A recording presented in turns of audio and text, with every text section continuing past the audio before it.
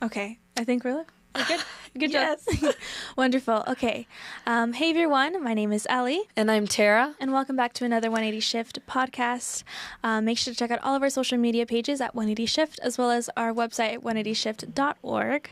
But how are you doing, Tara? I'm doing well. I'm excited because we are going to America Fest. I know. Isn't that amazing? I went once before. You've gone a couple times. Once. Oh, just once. Okay, Just so then we once. went the first time together. Yes. Well, yes. not together, but at the same time. So that was cool. But this time we're actually going to have an amazing announcement to say. We are on Media Row. So Yes. very, very big, guys. That's big. Yes, I know. We're super excited. But yeah, if you're going to AmFest, make sure to check us out. We have a booth there, and we'll be able to do some interviews there too. So. Yeah, and we definitely encourage everyone to take this opportunity to go to America Fest. It's not very expensive. They even have ways to help you get there. And a few scholarships. Yes, especially if you're a student and a college student. So it's really amazing opportunity, especially it's going to be especially very cool this year, right? A lot of enthusiasm. I know. I feel like every year it's like a very big, like fun activity. Obviously, you're talking about politics, but it's in a very fun and relatable manner. So it's very, very informative and very cool. So I'm very excited to be going. Fun. Yeah. Anything going on? Me too. No, me too. Other than that, no. Just prepping for it, and yeah. Very fun. So what about you? Finishing college classes, so that's fun for the semester, and I'm excited to be done with those. Oh, what makes you excited to be done with those?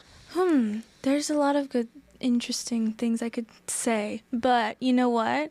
I'll definitely say them after this, like my classes are officially over, because then I'll speak more freely. Wow. Right? But you know what? College system is messed up. Yes. So, yes, it is. You know, that's partially it. But, I mean... You know what's not messed up, though? What is? Well, we have a wonderful show tonight, and actually we have a great guest. Would you like to introduce yourself? Hi, guys. My name is... thank you so much for inviting me. I'm excited to talk to Gen Z. Z. Sorry, I'm messing it up. Don't mind me. Anyways, to spread the information and importance of what I'm doing. So my name is Maria Primushko. I'm an attorney. My firm is called MVP Law Group. MVP conveniently stands for my initials. So all good. It is. I know. I remember noticing that. I was like, wait, MVP, that's your initials. That's really amazing. There's a story. For number of years, I used to be law officers of Maria V. Primushko, Professional Law Corporation. By the time I say it or write it, I'm like exhausted. And one night I was sitting at my desk and I was looking at the document and light bulb, MVP, my initials. Let's do this. Right. No, that's really fun to be able to like put those all together. Yeah. That's amazing how that works out. And it sounds cool, too. Mm-hmm. I know. It does. Okay, so we want to start off with our traditions. Yes. It's a tradition. Yes, our weekly tradition. Not a the ritual. Boba. Yes. All right. So yeah, you're like, it's not a ritual, I promise. Imagine. So we have boba. Have you had boba before? Twice. Twice. Okay. Tried from my kids' Yes. cups. So, Yes. Not on my own. So this is my first own boba. Thank you. And Yes, just always yes. be aware, there's candy in there, so choking hazard. Yes. What do I do? Just smash stab it. it. You You stab stab it. it? Yes. It helps Feels you. good. Yeah, it helps you release your anger. It's like a little bit of therapy. Tara's like, no, it is not. No. This one is actually good. Maybe it is a little bit of therapy. Comfort. It is a little bit of comfort. I know. Oh, it's good. Like it. Thank you. Today, So it's a tea, right? yes, that one's a tea. Yeah, it's depending on what you get, but Oh, a lot of coffee in there. oh, Ooh. yeah. Yeah. It is caffeine. Let's go.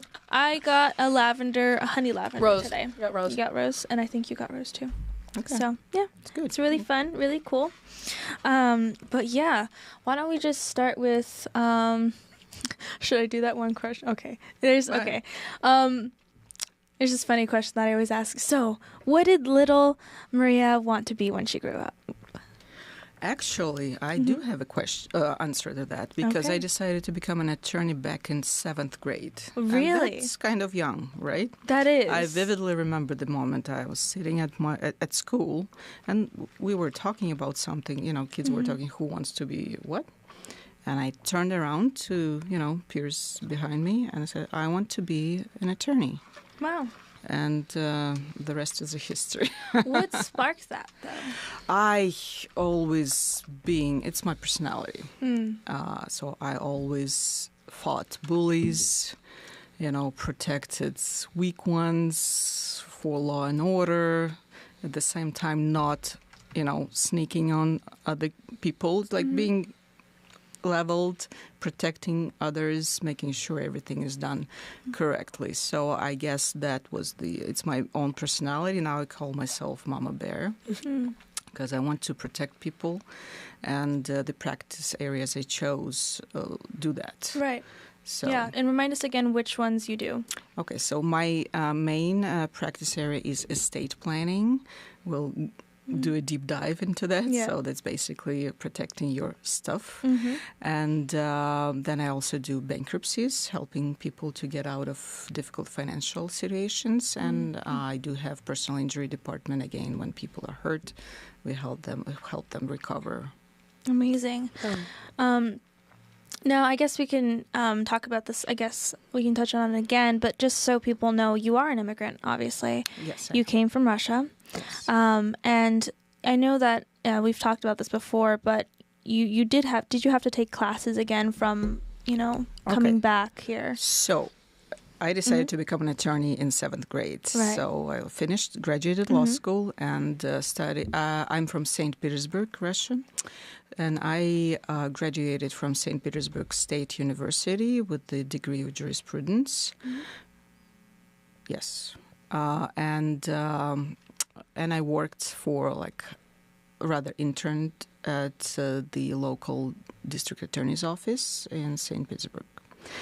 And then where I quickly realized that the system is brutal, and my naive ideas about law and order were pretty fast demolished when I saw exactly what's happening inside of the government system unit. And so it was 1999 was a year for me. So I graduated university. I worked for half a year at the DA's office. I got married. I got pregnant, and I came to the U.S. all in 1 year. Wow. That's a hectic year. Busy. Busy, but when you're young, you don't think about it. You just do what you do, right? Right. It's looking back, I noticed, oh my God, that happened. So when I came here, again, I smuggled in my daughter. So I came here being 3 months pregnant, and we went with my husband and I. We went through all immigrant life. I used to work as a nanny, as a babysitter, as a housekeeper, property manager. My husband worked in construction, as taxi driver, so we did it all. And at one point I asked myself, so what do I want to do? And I realized that I still want to be an attorney. So there is a story about it, of course, because my self-esteem was very low. I mean, who am I to be an attorney here in this country? Because my English was a basic level of university, of foreign country university, like how you would learn Spanish or German, whatever. And so I took English classes at college. Then I thought, okay, so I cannot become an attorney here. So I applied to UCLA Extension Paralegal School of Paralegal Studies. It's a very good program, ABA approved, and they didn't accept me. The remark was that my English was not sufficient to enter their program. I see. And that's where I got angry. and you don't want to see me angry. I'm kidding, but I got really mad, like what? That's the fighter inside me, I guess. I guess I could be a litigator. So I took a LSAT test and passed it to a certain level. I think that level was sufficient for me to start with Southwestern Law School. Okay. But I didn't have fun. I mean, it was me, myself, my husband, and newborn and young child. We didn't have any support of funds or even credit to apply for loans, So I chose local school, law school, and started with that. And it was interesting journey because I went through law school within 3.5 years. Yes, to answer your question, sorry. Yes, I did have to go through law school again here because of difference of systems. And it took me 3.5 years while working full-time and raising a child. So, wow, it's all possible. It is definitely all possible. That's amazing. Yeah. That's amazing. Now, I guess we can just jump into, what estate planning is. So just give us a definition for that. Oh, okay. I don't want to give you the lawyer-like definition. We're talking to a younger crowd here, right? Not that you wouldn't understand. It's just I want to be on the lay terms, So basically is what happens to your stuff if you're not able to manage it yourself by virtue of being capable by health, if you're disabled, or if you die. So what happens to your stuff? And by your stuff, it could be anything. It could be your... some people say, I do not need to plan because I don't have an estate planning, right? Right. And people's idea about estate is that you have to have a mansion on Mulholland Drive, a bunch of cars, and another house in Miami. No. Your estate is whatever you own at this particular time. It could be your person only. That is your estate, and you have to take care of it, of yourself in the beginning. If it's just you, your child, and one bank account, that's your estate, what you have. Yes, you could have. I have clients with multi-million-dollar portfolios, but it doesn't mean that people of lower income or if they have less stuff, don't have to plan. It doesn't occur to them to plan, and which causes a lot of stress and issues in the future. Because if you look at, if you go to the probate court of our, 111 North Hill Street, Los Angeles Superior Court, probate department, you would see mostly lower income or middle class people there, a lot of Hispanics and African Americans, because these communities do not take care of themselves and do not get enough information and do not have education and don't know what's possible, and they end up in the system again. And being raised in Soviet Russia, I want people have nothing to do with the system, with the government, because I was mesmerized with this idea of estate planning in law school here, because we don't have it back in Russia. Oh, really? Yeah, there's completely different scenarios. And that's why immigrant communities, even communities that could be, Slavic from Eastern Europe or Hispanics from South America, and they don't understand because we have different systems, and it doesn't occur to us that it's different here. The process of inheritance and what's going to happen to our stuff and our kids and everything that we own, because we still rely on our old concepts of how we were raised or how our parents were raised. So they don't bring up the this necessity of thinking about these issues to younger generations, because your parents may still think old ways about it. Okay. Now, you did mention like a lot of lower income families, specifically like that they don't get the help that they need or the education. Why don't you think that they get the education that they need to be able to help themselves? How? Why don't they? Why don't they? Because they don't know that, you don't know what you don't know. Okay. And for me, as an attorney, when I look at the rates, now latest rate is 67% of Americans do not have any type of planning. It used to be 70% 2 years ago. Okay. So we attorneys and who, practice and who give all these seminars, educational things like this, we educate. So 3%, we shorten the gap. But it is scary because if you don't have the plan, if you don't plan it for you, government has a plan for you. Interesting. Right? Already pre-done. What's the government's plan right now? Oh. Well, it depends. Okay. Like all lawyers answer, Right. it depends. I saw your interview with Nathan, and he referenced it depends several times also. What if we said like, Okay, for I'll give you examples because people still don't understand what we're talking about probably. So let's say, no, you pick me the family. Give me any scenario. like 2 parents, 2 kids, they just go to public school, parents rent a little place, like a little home or something. They have a car loan, they own a car, make like, I don't know, $100,000 a year. They rent, they don't own. Yeah. Okay. So, are kids healthy? Yeah, but Okay. they're like small, like they're just starting out in public school. Okay. So here, if this family comes to my office, my recommendation would be you don't necessarily need a trust. We'll talk about that.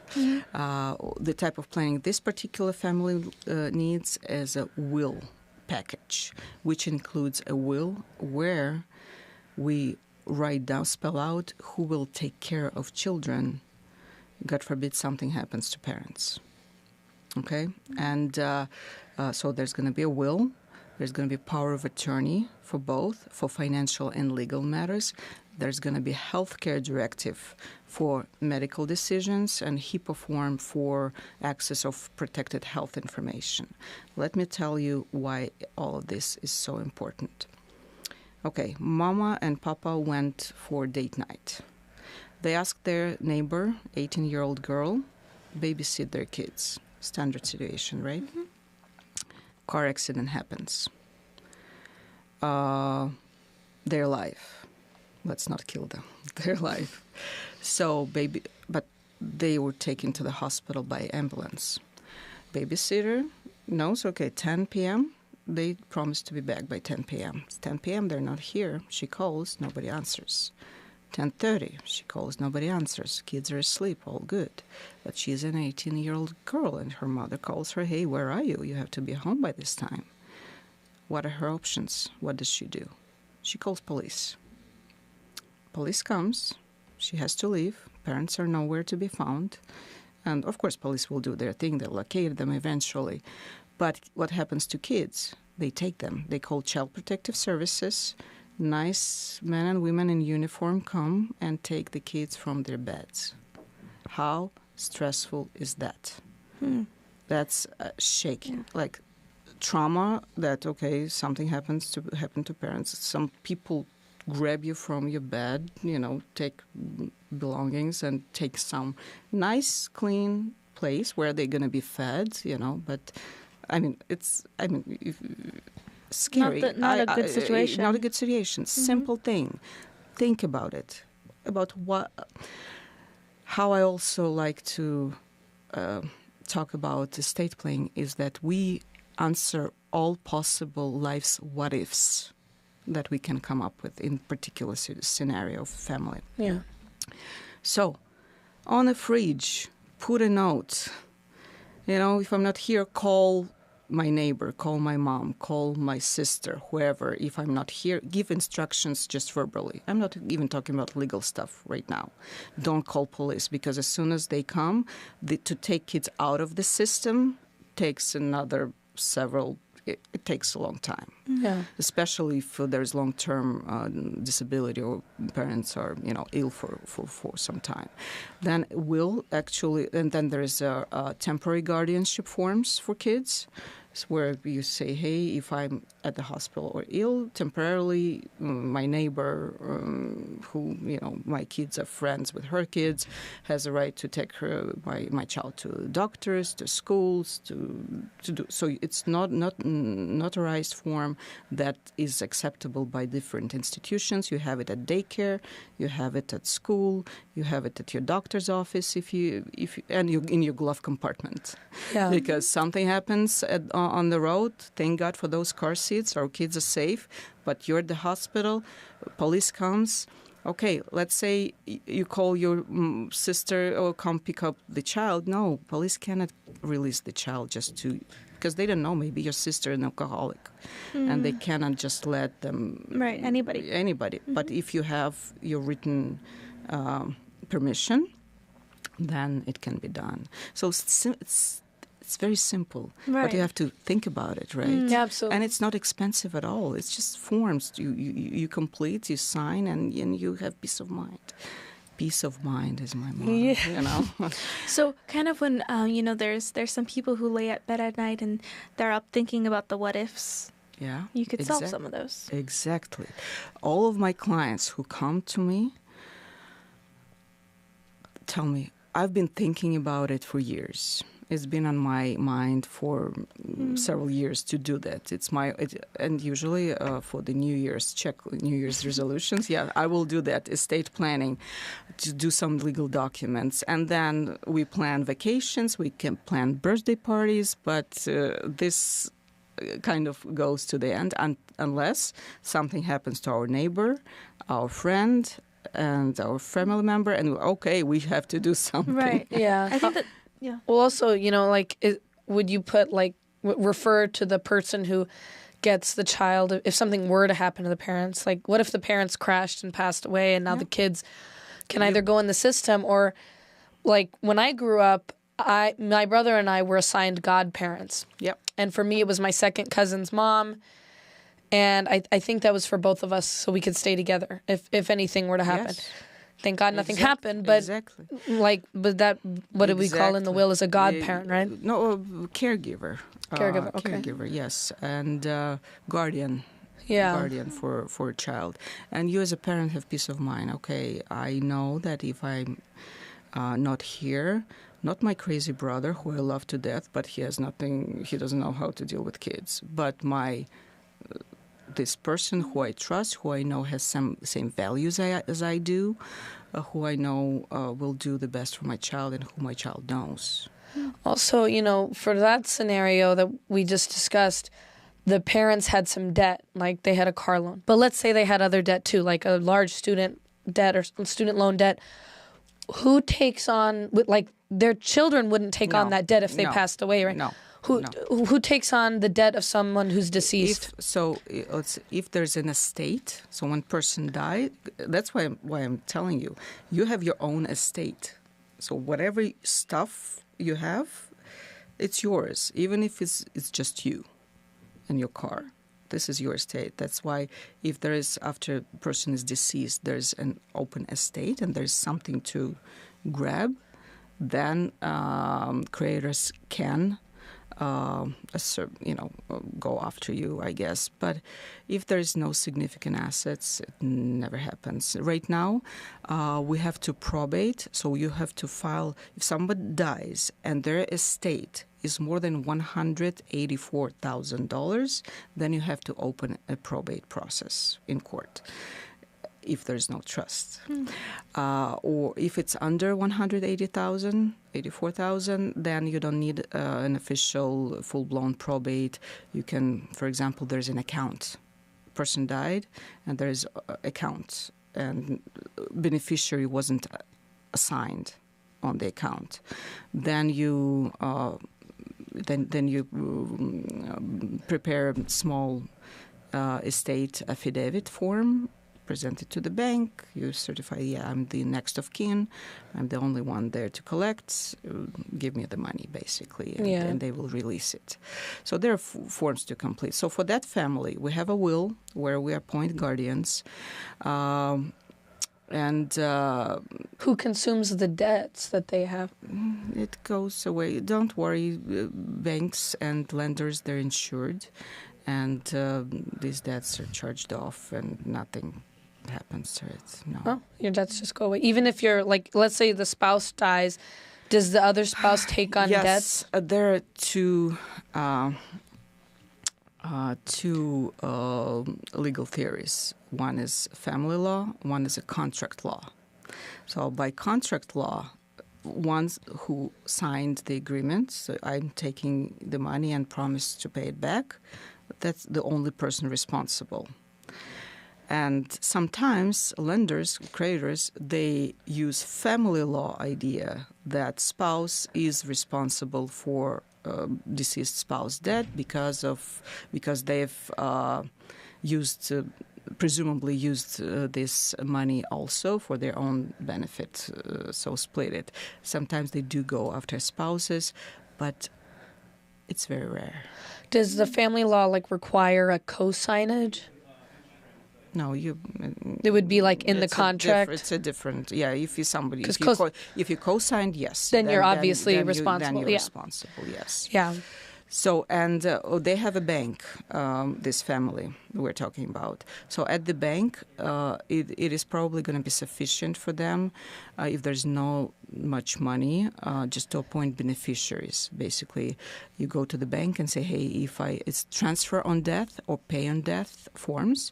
You say, hey, if I die, this person comes with death certificate and you can release money to them. Yeah. If we're talking about any significant amount of money, then trust is needed, living trust. It's called revocable living trust. Let's say this family you gave me, they own a home. Okay? Yeah. With mortgage and everything, it's a young family growing. Then, obviously, it's more than $184,000, and the estate is consists of the total value on the time of death. So it's not what you own equity, but the value. So let's say they have a house, $1 million. It's worth $1 million now. Yeah. They owe $700,000 on it. Their estate is not $300,000, but $1 million. Okay? Yeah. Plus everything else. So then it's going to be full-blown probate if we don't have a living trust. So let's go to the living trust. Yes, let's prepare about that. Let's prepare the full-blown, beautiful document for this young family, so they have peace of mind.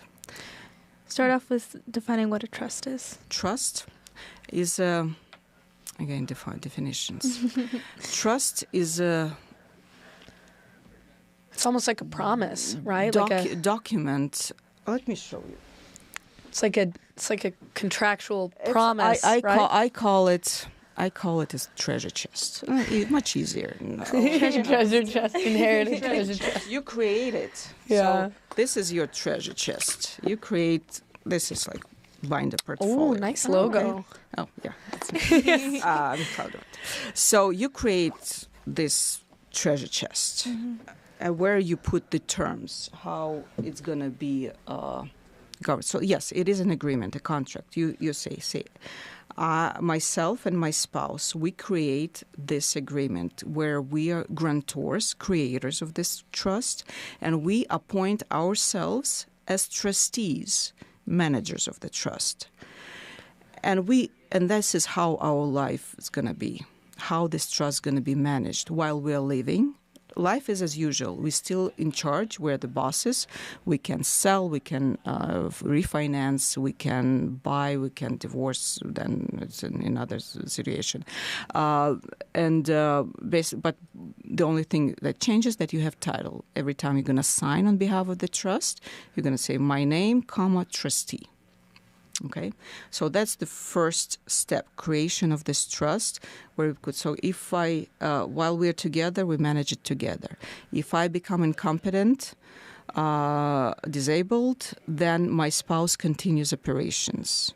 If we both are disabled, or if we both die, then we appoint successor trustee, person that we trust, who will administer this trust according to these terms. Let's say, hey, if we die, when we die, our kids will receive in equal shares whatever we own. Or maybe there is an estranged child who we haven't seen for 20 years, and we don't want to provide him anything or her anything. If it's not trust, if it's probate, state's plan for you, then your children will receive equally, even those that you don't want to.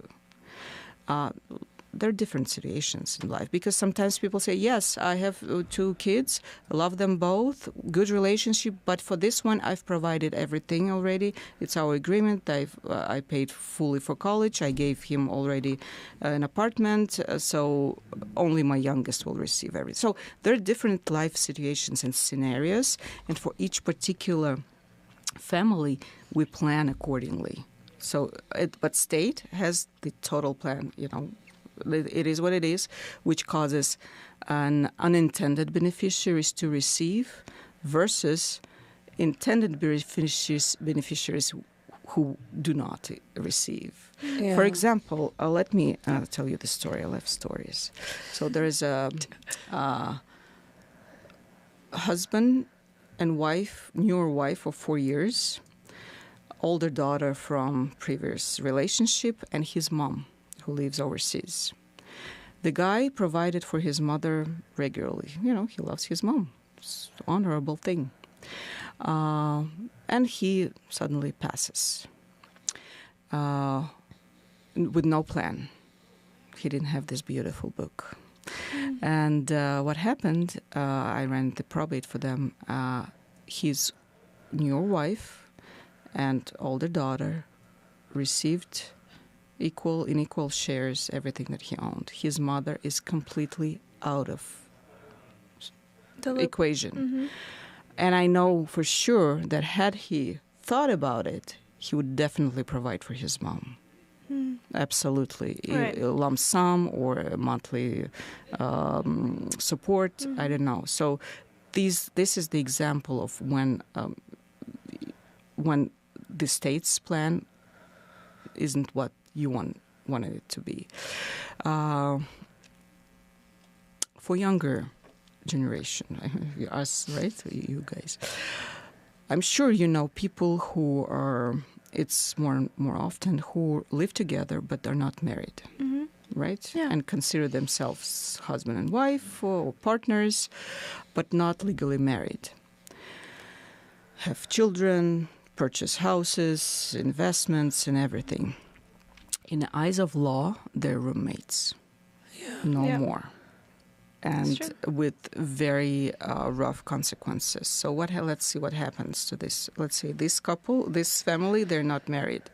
So if one of them dies, and let's say it's traditional family, husband works, she's at home. If he dies and he's all of the assets in his name, she gets nothing.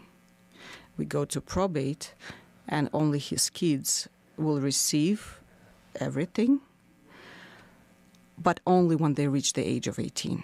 So the court will appoint the guardian. Hopefully it's going to be a mom, right? And they will appoint a government guardian ad litem who will supervise the mom to manage the money and supervise every year. You will have to submit report. So basically, if you die this guy died without a plan. He hired a government employee because they will be paid from the estate on an annual basis to supervise how your wife that you think is a wife manages money for your kids. And then if something is left when they're 18, then let's say it's a big amount. We don't know. Maybe it's a life insurance of $1 million. But the age of 18, suddenly kid gets 500,000 or $1 million. Wow. What's going to happen to that?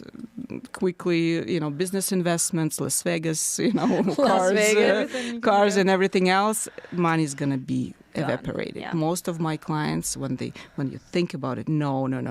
I want to help my child. I don't want to sponsor them. That's why we say, hey, dude, child, if I'm not here when you're become an adult, at the age of 18, maybe we'll give you something to buy a car or, go for vacation. Or if you start university, we give you something else. By the graduation, you'll get this. So, by 27, you get it all. It depends on the child, because your kids and how responsible they are, how they can manage funds. Maybe it's a smart kid and we can give it all, but we talk about it from the beginning. Again, that what if, because when you board a plane and you have kids at home, you also, what if I don't get home? And you go to sleep, like you said, what if? And then when you have this, you invest, I ask, 4 to 5 hours of your life. You think about it, and then you have peace of mind, knowing answers to most of your what ifs questions. Yeah. So there's the peace of mind. Peace of mind. Yeah. Now, you know what? We've been talking about, some married couples, but let's talk about somebody who's in their mid-20s, like most Gen Z right now. Quite a few of them are mid-20s, just right out of high school. Not high school, Not college. high school, I meant college. It's like right my out friend of college. group, yeah. Imagine. Yeah. No. It's like, wow, you guys are young. No, just right out of college, getting into the workforce.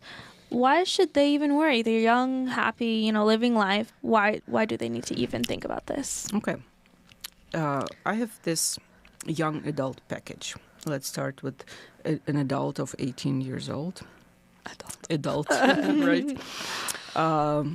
Some are.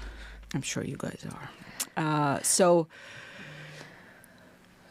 you're your own person. You don't have your mama anymore. I mean, you do have your mama, but if something happens to you, mama doesn't have a lot of rights over you.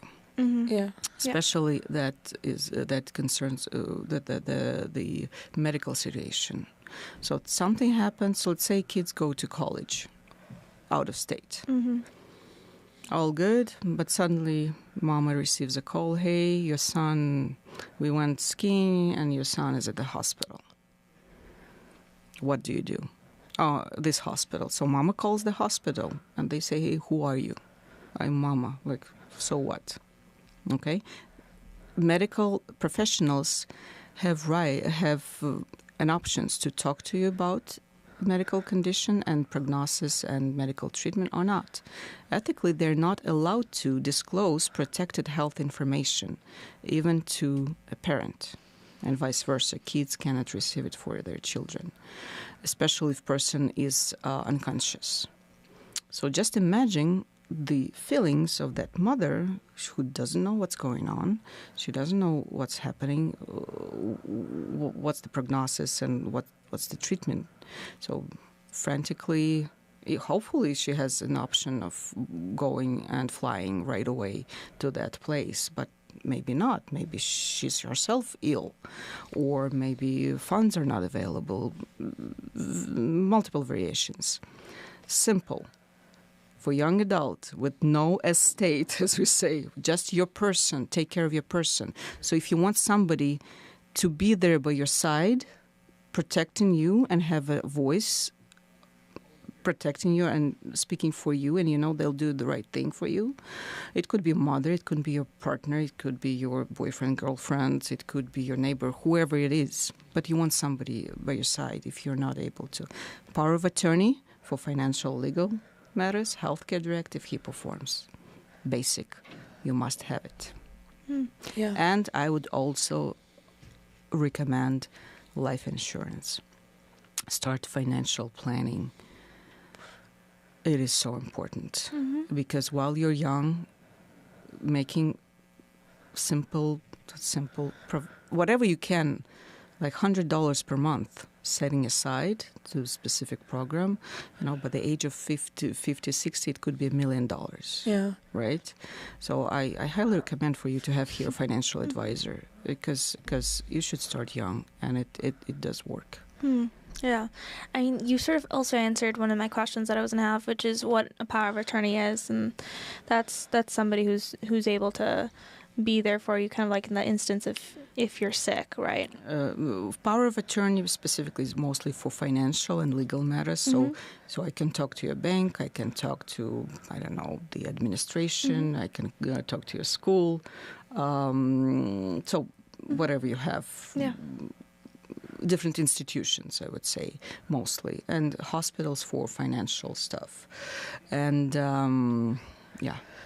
Going back to that scenario of the boyfriend, girlfriend living together, have kids, own a home, or, it gets dicey. I feel like there's a lesson there for Gen Zers, I mean, as old as like 26, who plan on having that lifestyle. The most important lesson that it's not even about the money, because I had two scenarios so far, two situations.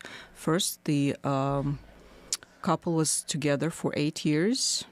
They just lived together, not married, and he passed at the hospital. She couldn't pick up the body. It's not about money. It's about dignity. It's about legacy. It's about being human, for basic needs. Yeah. And also there was a situation where, like, young family, there was huge wedding.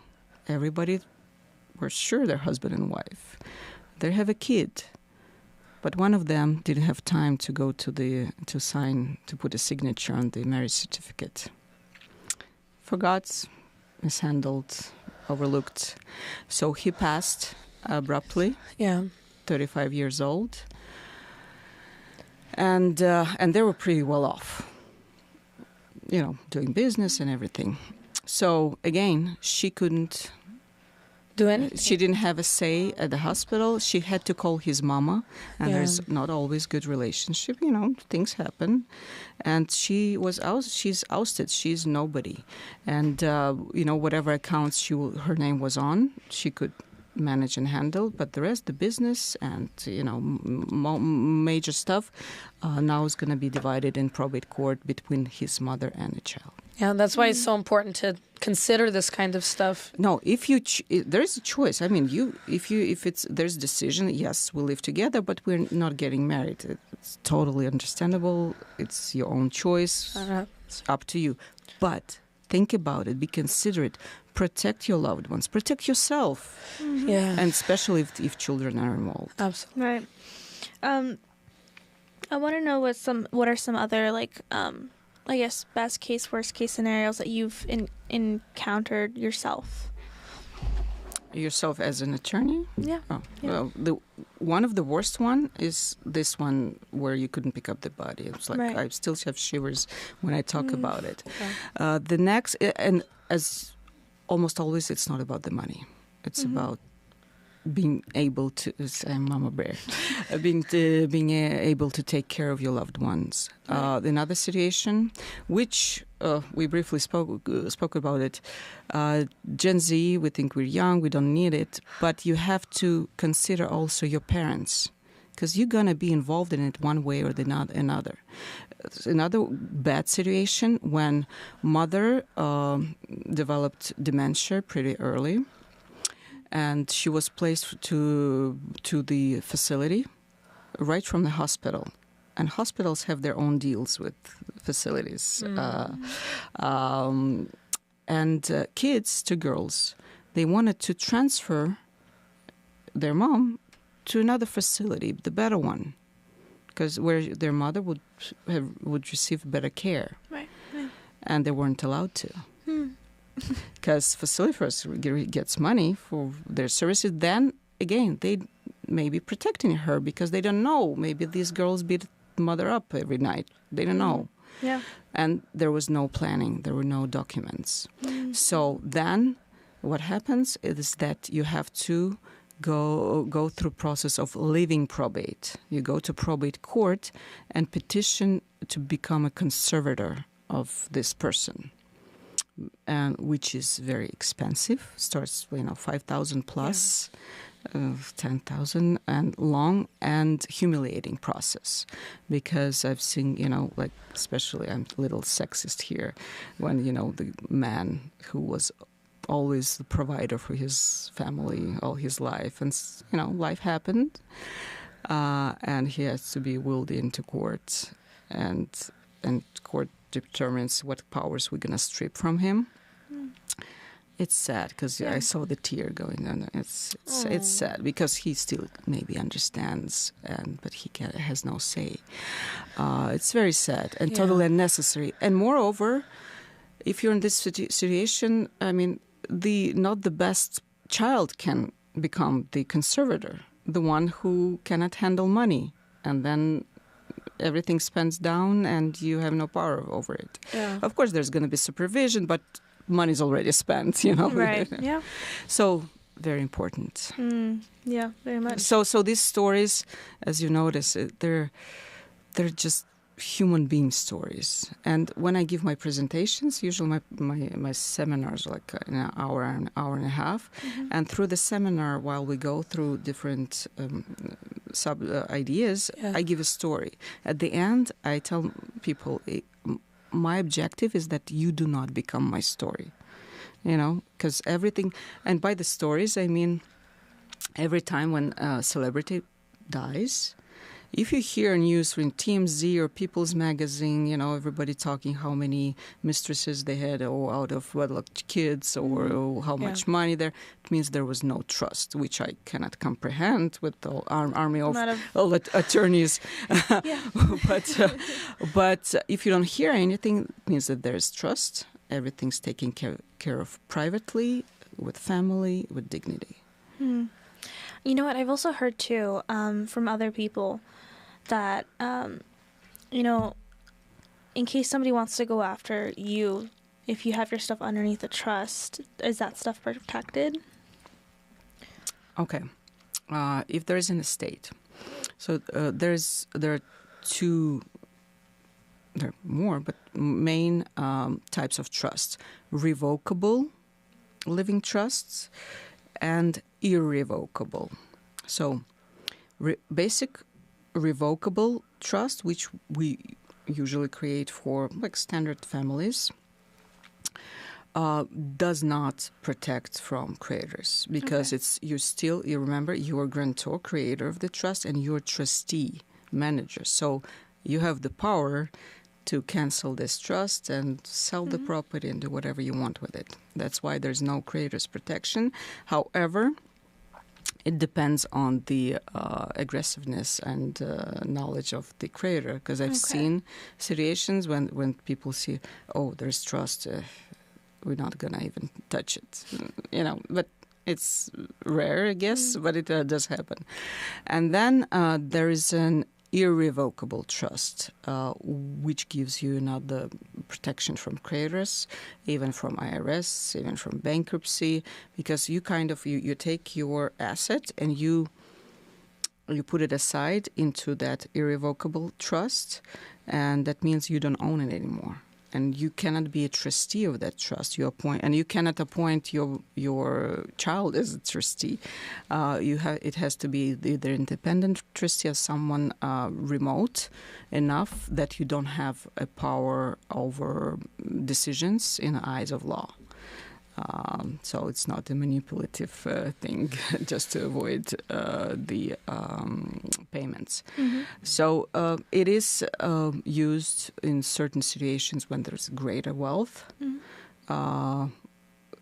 for older people, or for asset protection purposes. There's a lot to be done. And for wealthier people, there are numerous ways to set aside and spread your wealth so you don't have to pay taxes.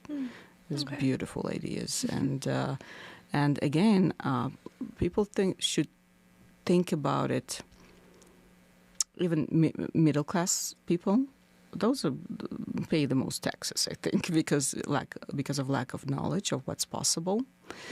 For example, if capital gains, people just sell properties and pay a lot of money, whereas there are procedures to avoid that capital gain. But again, lack of education. Right. And people think because, I'm small,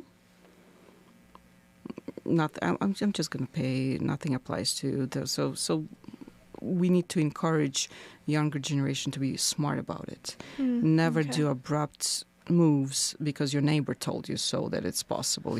Talk to professionals, and to several of them. And each person, young, I encourage young people to have consultation with an insurance agent, financial advisor, and tax advisor, an attorney, of course.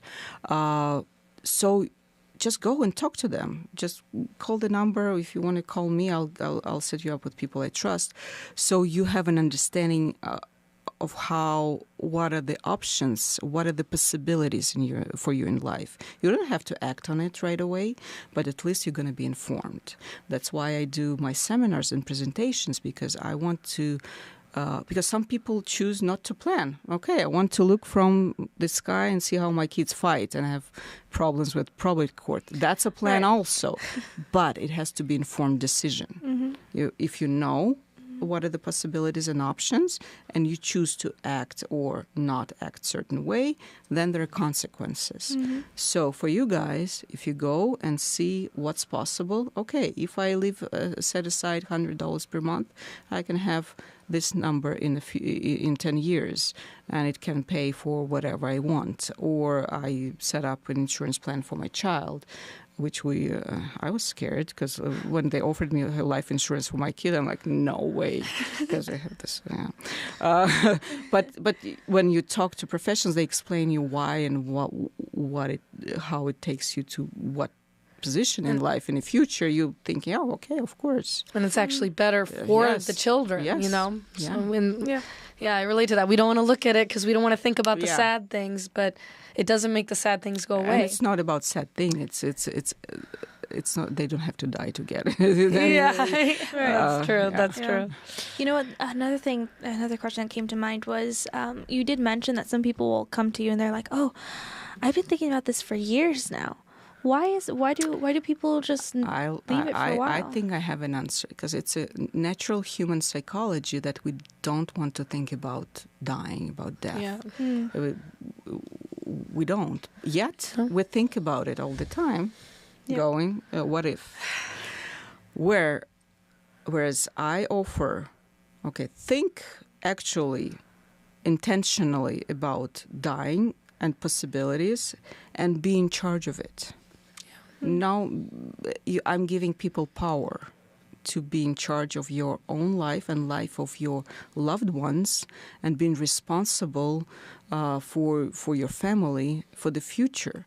That you think about it, you put it in writing, and then you have peace. Then you don't think about it, actually. Very important. Then you stop thinking about it because you already made those decisions. The bad scenario I had, where I had to, in probate, traditional family, husband passed, and I had to support myself, a family of 3, wife and 2 kids, because she was traditional wife and she didn't have access to any of the accounts. And until court gave us permission to open those accounts of deceased person, I gave her money for basics, for foods and necessities. Wow. That's sad. And that's not thinking. That's not being, responsible human being. One lady came to my office and she said, she was crying and everything. And then she's like, well, even if he somehow resurrected right now, I'd kill him myself. Because of the way he left us. Poor thing. He left us with businesses, accounts. I don't know what's going on. I don't know where to go, what to run. And I'm just here desperate. Absorbing and grieving. Yeah. Oh, my goodness. Yeah, that sounds like That's a a lot, nightmare yeah. scenario, to be honest. About grieving. So when life hits hard, me personally, like last year, my husband had an open heart surgery. Like this year, my daughter was diagnosed with type 1 diabetes. So you never expect. You're like, whoa, what happened? Yeah. And so while I was walking the corridors of that hospital, I was thinking to myself, now I was like in my client's shoes, like from inside. I just can't imagine thinking about your loved one, caring, worrying, doing natural things.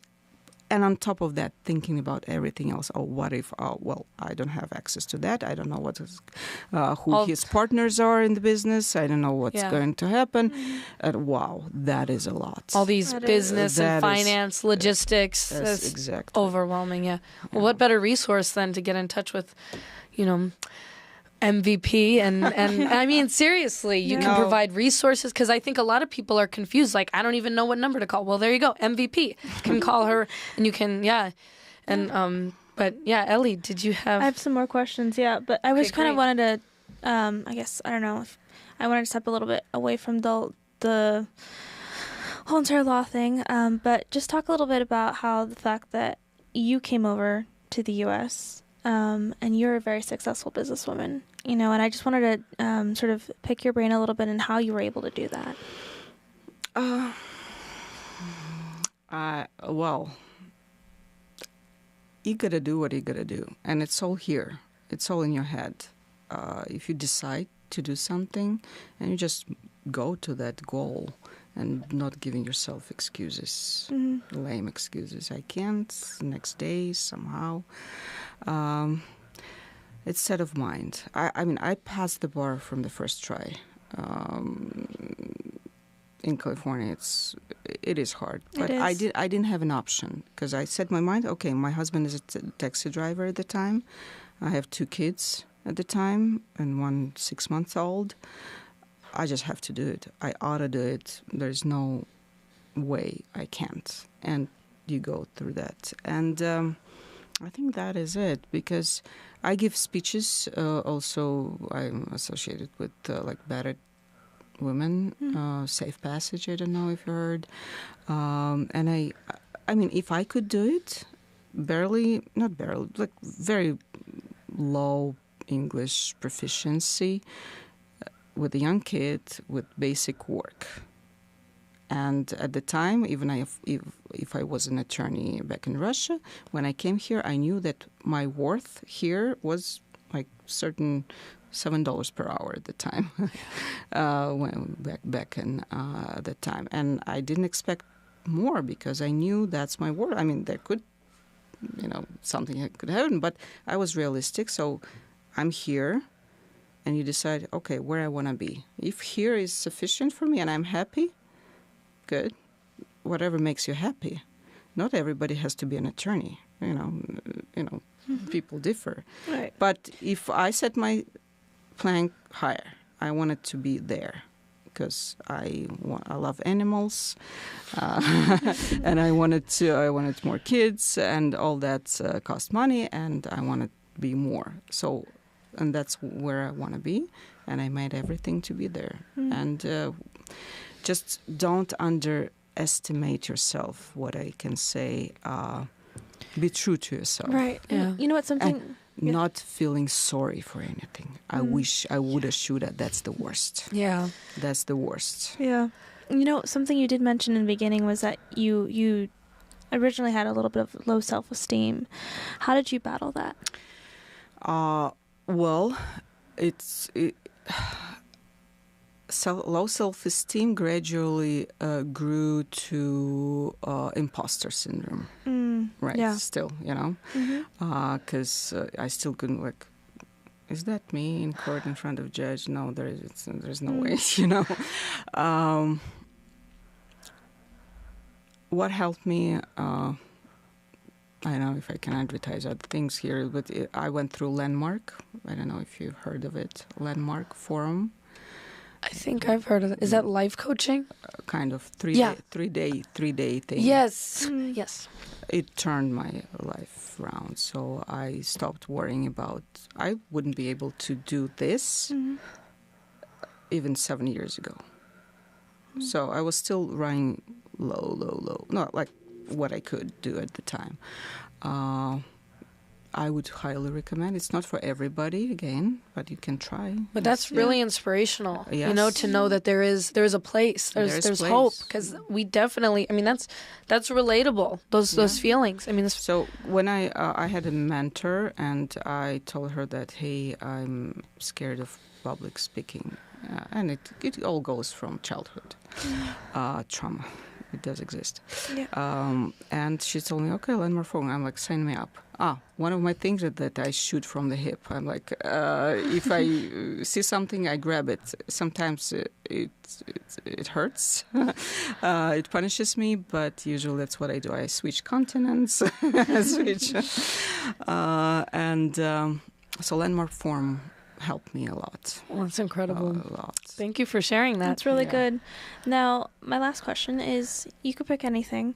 So it's a pretty broad question, but what's your advice to Gen Z, something that you wish you would have known when you were younger? Ask for help. I was so stupid. I mean, now I understand how much more I could have learned faster, and I could have provided better service to my clients if I was able to ask for help. And don't do it all yourself. And but at the same time, with Gen Z, like, don't rely on everything. No, there has to be no. Nobody owes you anything. Right. Absolutely. I think that's something we need to learn. Yes. Huh? No, I think we've. That's something we need to learn. Yeah, yeah. Something that we've talked about quite often is that Gen Z has entitlement issues. Yes. No, guys, nobody owes you anything. It's humbling to ask for help. It's like you have to admit that you don't know, which can be embarrassing. But it's not embarrassing. No, what I tell my kids now: don't wait until you're 40. Don't lose your time. And not just about business, but wouldn't you also say else. asking for help about relationships, about just even outside the family? It's important. Absolutely. Yeah. And people are mostly kind. I mean, what's the worst can happen if you ask for help? They're gonna say no. Yeah. So what? Or I don't know. So what? Go to somebody else. Yeah, exactly. Or like, okay, they can't. 7 billion other options. Yeah, 8 billion. Right? Just don't be shy for that. Well, absolutely. As we wrap up, I would love for you to give information, just in case anybody wants to reach out to you for these services. Should I for this just peace of mind right now? So MVP Law Group, APC. I'm located in Woodland Hills, but I do serve all state of California, and a website is mvplawla.com.